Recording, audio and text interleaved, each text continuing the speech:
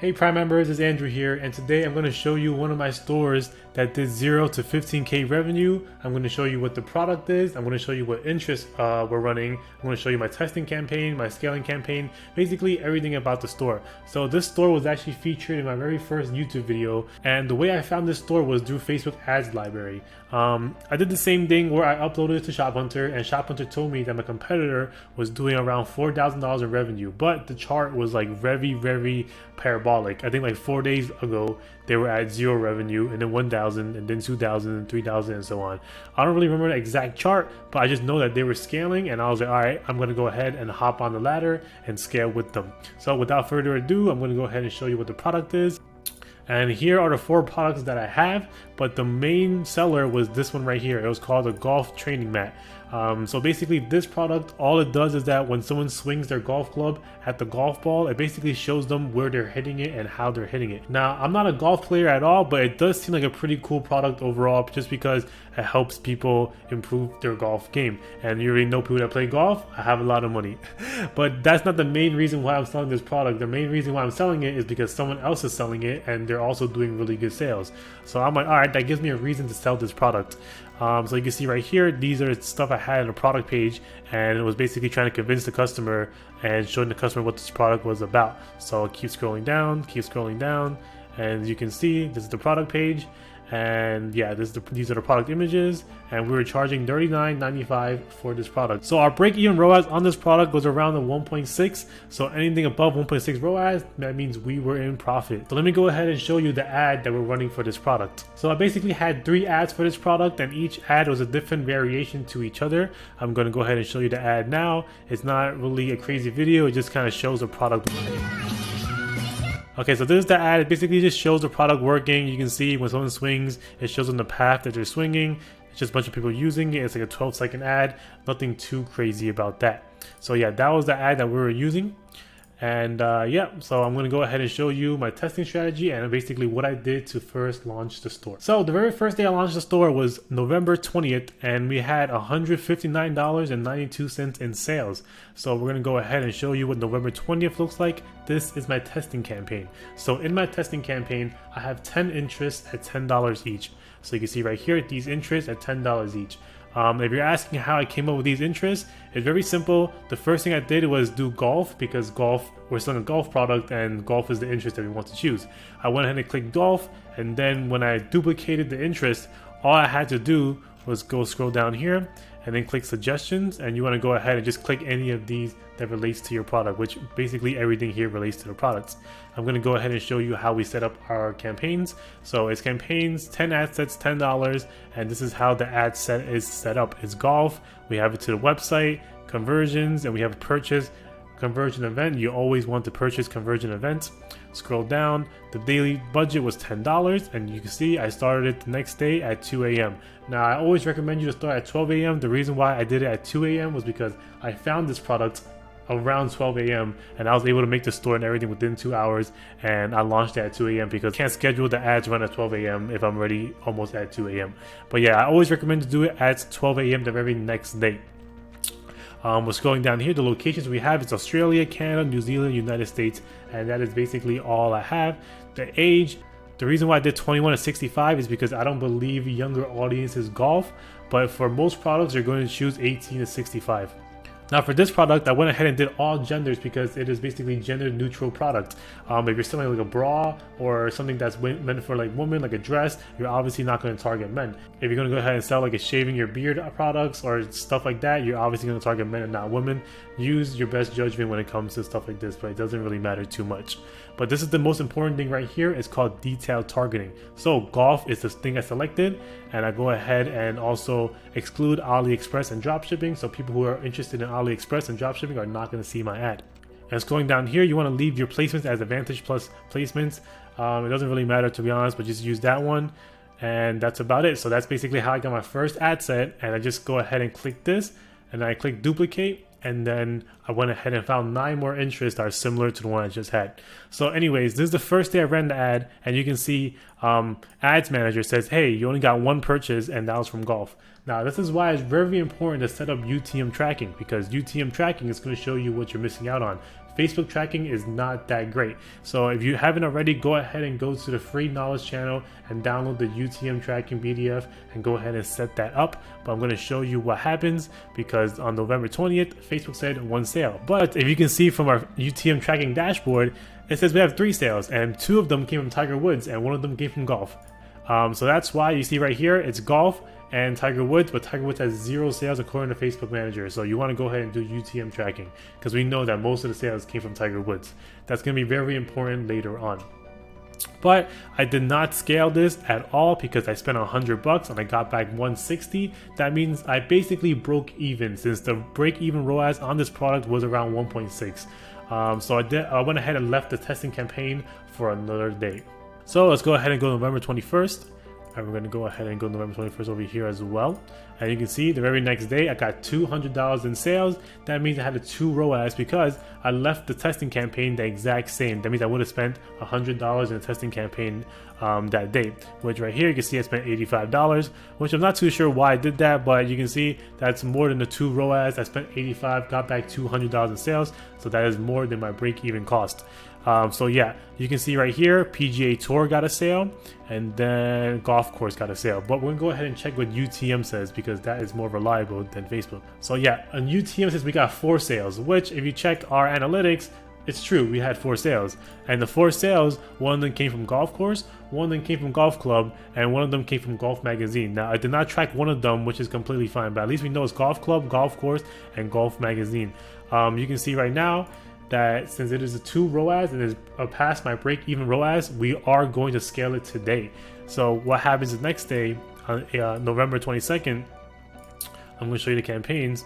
Scroll down. Now we have 2 CBOs. One of the CBOs is golf, and one of the CBOs is Tiger Woods. The reason why I did this is because golf got the sale on the first day, and Tiger Woods also had a sale on the first day. Looking back now, I probably shouldn't have did golf and Tiger Woods so soon, just because I didn't even know if they were winning or not, but I knew they got the sales on the very first day. But nonetheless, I did it, and I have 2 CBOs, so I'm basically in the scaling phase now, because I had 2 ROAS, meaning it is profitable. I'm ready to scale. So that's basically how you set up your CBO campaign for scaling. This is a CBO. You want to go ahead and click edit, and then when you launch the CBO, it's basically called Advantage Campaign Budget now, so you want to click on. And then after that, you want to go into your CBO campaign. As you can see right here, I have 3 assets in the same CBO, so you want to do that. It is the same interest, just duplicated 3 times. And I did the same thing for golf. But let's see how that tested out against us. So you can see right here, I spent $300 on this day, and I got back $359, so that is not good. This day I was basically losing money because I tried to scale too fast, and I also scaled the wrong interest. You can see right here, Tiger Woods and golf, they didn't even get sales the day before. The reason why I chose golf and Tiger Woods was because they got the sales on the first day.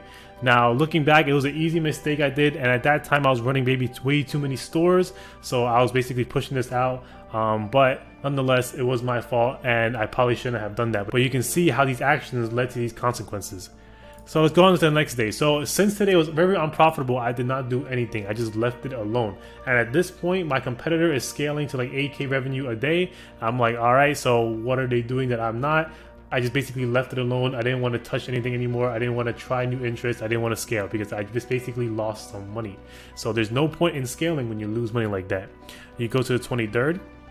And you can see right here, I still have the same 3 campaigns, and they are still spending the same amount of money. It's $100, $100, and $100. But today's very different. We have a 2 ROAS according to Facebook. But you can see right here, we spent $300, and that day we got back, drum roll please, $639. It's $600, so that means we had a 2 ROAS. That means the product is now profitable again. And what that means is that we are going to scale it up. What I did is that the very next day, I went ahead and increased the budget, but I also added a few new CBOs. You can see right here, the next day I spent $600 instead of spending $300. That means I doubled my budget. But what happens was I didn't actually increase the budget on the campaign level. You can see right here, it's still $100 for these 2 CBOs. The only thing that I did was that I duplicated it, and I went ahead and doubled the budget for the duplicate.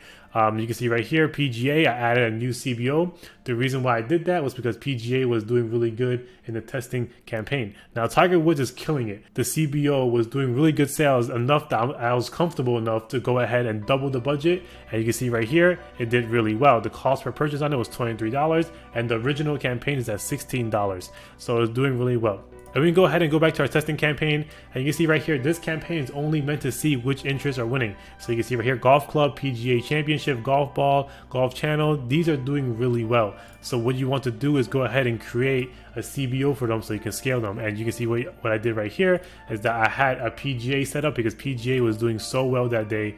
At $9 cost per purchase. Now, I'm not too sure why I didn't do Golf Ball or Golf Channel, but I guess I wanted to take it slowly and go ahead and scale it. But you can see right here, I spent $600 that day and I got back 1.2K in sales. So that's 2 ROAS, which is really, really good. Now, let's go on to the next day, the 25th. I got back 1.6K in sales and I spent $800. So that means we are still good. It's still a 2 ROAS. But what I decided to do was I basically increased the budget of Golf Club by $100. I kept PGA the same, and I basically increased the budget of Tiger Woods to $250, but I kept these two the same. I didn't use that much more of a budget, maybe like $100 something more. Now let's go on to the next day. So the next day I added a few more CBOs, so now we are scaling. What happened was the day before, the testing campaign was pretty good, and it showed me promising results. You can see right here, it was $14 cost per purchase, and you can see a bunch of these assets are winning assets. You can see Golf Magazine, Golf Course, Golf Club, PGA, Golf Channel. All of these are doing really, really good. So what we're going to do is we're going to duplicate them into a new CBO. At this time, I didn't have them yet, but the next day, you can see right here, I'm going ahead, I have new ones right here. Golf Channel, Golf Club, PGA, Tiger Woods Golf, and Tiger Woods again. But you can see I spent $200 in these ad sets, and I'm scaling right now. But you see I spent 1.2K versus the previous day was around 600 or 800 or something like that. And 1.2K, it got us back $2,000 in sales. So that means that the ROAS was basically not a 2, it was around like a 1.8 or something like that. It just wasn't as great as I wanted to be. I always want a ROAS to be 2+ before I start scaling. So what happens is I did not scale that day at all. I just left it alone. So that's the pattern that you're seeing right now. If it's not doing good, we leave it alone. If it's doing good, we go ahead and scale it. Just because if it's not doing good, why would you give more money to Facebook if they're going to give you bad results? If it's giving you good results, you want to catch that wave and be like, hey, Facebook, here's more money, so they know that you want to spend more money and they're going to give you more customers. But the very next day, I did not scale it at all. You can see I spent 1.2K here. The next day, I spent around the same budget, maybe $10 less. But I didn't change anything at all. And you can see right here, Facebook's already telling me I have a 2 ROAS. So let's see what I got the next day. So on the 27th, I have a 2.4K in sales, and I spent 1.2K. That is basically more than the 2 ROAS, and that means we are ready to scale. So I went ahead and upped some budgets right here, and you can see the very next day. So the CBOs are still the same. We have the same CBOs, we just upped the budgets. And you can see right now, Tiger Woods has 400, 200, 200, 200, 200. All of these campaigns are now at $200 or $400, just because Tiger Woods is killing it so well. But very big lesson right here. Testing campaign is still at $100 just because we are just using it to test new interests, 10 interests, testing new interests, and seeing which ones are doing good. But at this point, you can see I spent 1.5K, and the very next day I got like 2.3. So what happened? Basically, I scaled too fast and I doubled the budgets and everything. So what happened?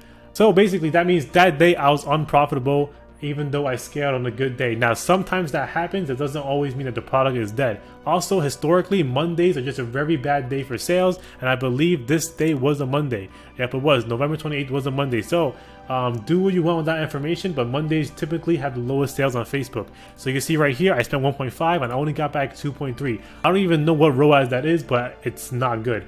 So what do we do here? We just made sure not to scale it and we to leave it alone just because it did not do good. So we're not going to give Facebook more money. Go on to the next day. I spent probably the same amount. Yep, 1.5K. And the next day, you can see right here, it is no longer a Monday, but you see it's 3K in sales. That means it's 2 ROAS now. It means we're back to scaling. We're good again.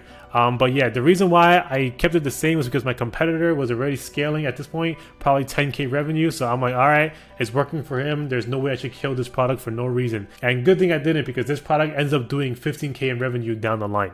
As you can see, after we kept it the same, everything was good. Everything is still running good ROAS, good cost per result, everything is still good. So yeah, so that basically means we're good to go to scale. But since I had a really bad day on Monday, I was sort of scared to scale again. So this product, I was not that lenient on the scaling phase. Since I had a really bad day the day before, I wanted to just leave it like this to see if it's going to be able to keep the same sales revenue or the same ROAS if I didn't scale at all. So the very next day, November 30th, I still spent around 1.5K, and we're going to see what happened here.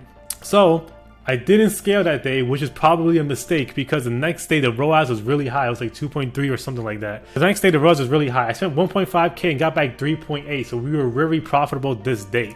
You can see right here, now I am more confident in this product. And while I was doing this, my competitor was scaling to the moon. So I was like, all right, I need to catch up. I need to outscale them. So I went ahead and basically upped the budgets on all my campaigns, and you can see right here 200 to 300 and then 300 to 400, 400 to 500. I basically upped every single campaign except for the testing campaign, and you can see right here I spent $2,000, and the very next day I got back $4,000 in sales. That means it's still 2 ROAS and we were profitable. Now, after this, I don't want to show you any more day by days because that's basically the scaling strategy right there. It's just upping the budget when the ROAS is good and basically doing nothing when the ROAS is bad. That is basically one of the most easiest scaling strategies you will ever see.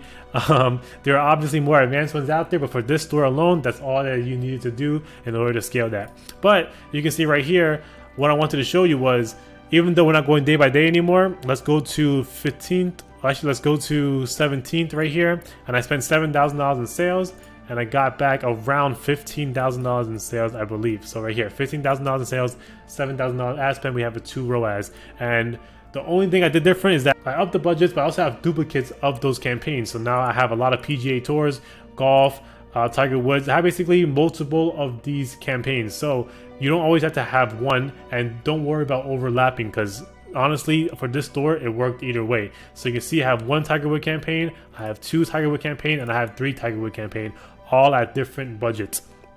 So yeah, that is basically what we did for this store, to scale it up from 0 to 15K in sales. So yeah, just to recap, I found this product by going to Facebook Ads Library, pairing with Shop Hunter, and basically found a competitor that was running up this product. So I basically went like, all right, I'm going to run it up too. And I used the testing strategy that I just told you about, 10 assets, $10 a day. And for the scaling strategy, every time an asset is good ROAS, is good, bringing us sales, we basically migrated to a CBO by itself, has 3 assets in that CBO at $100, and every time it does good, we just up the budget, and we up the budget, and that was the scaling strategy. But yeah, how we found the interest was really easy. I basically just picked something close to the product, so I picked golf, and I went ahead and clicked suggestions, and it gave me all the interest that I needed to scale this product. Now I'm excited for you guys because this store was actually one of my smaller stores. I know it sounds crazy that 0 to 250K is a small store, but during this time I had other stores doing 0 to 2 million revenue in the same amount of time. So if you stick around with Prime, you will see that our case studies, we're going to update every single month. Our PDFs are getting updated. That's what you get for being a Prime member, and I'm very happy that you're here. But yeah, hope you enjoyed this case study, and I'll see you guys in the next one. Peace.